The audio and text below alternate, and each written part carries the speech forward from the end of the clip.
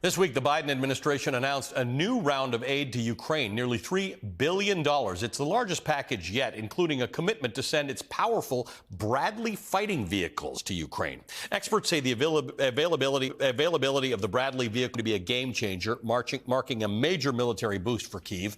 As Russia's unprovoked invasion of Ukraine nears its 11-month mark, a new report by the Eurasia Group has deemed the rogue Russia as the world's top geopolitical risk of 2023. Russia ushered in the new year with its highest death toll yet since the conflict began after a Ukrainian strike killed dozens of Russian troops in the occupied city of Makivka shortly after midnight on New Year's Day.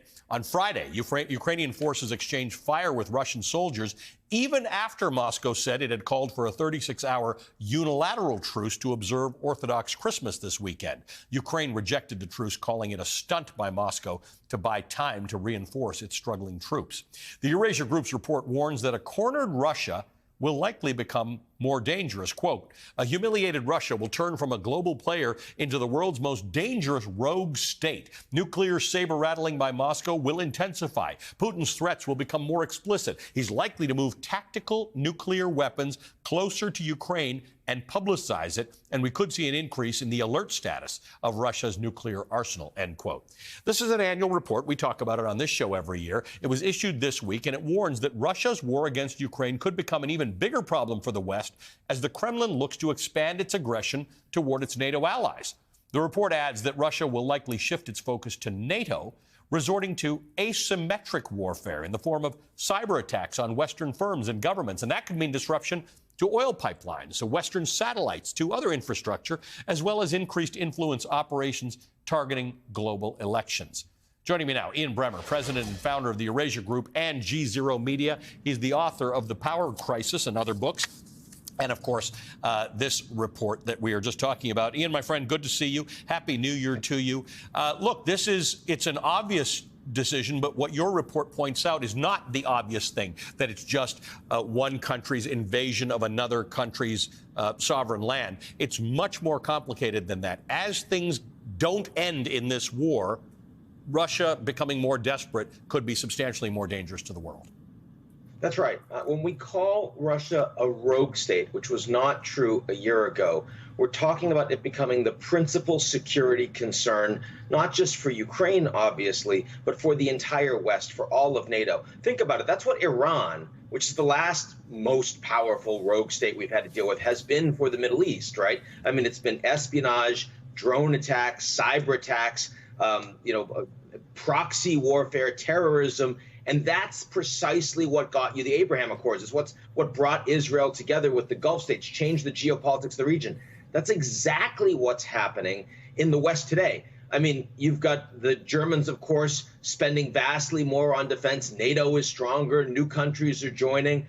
But you also increasingly have not just a Cold War against Russia, but an actual proxy hot war against Russia, as the Russians are unable to achieve any of their military goals on the ground in Ukraine, which will be true in 2023. And indeed, Russia increasingly faces economic, diplomatic, and national security isolation. They have virtually no friends in the world except Belarus and indeed Iran.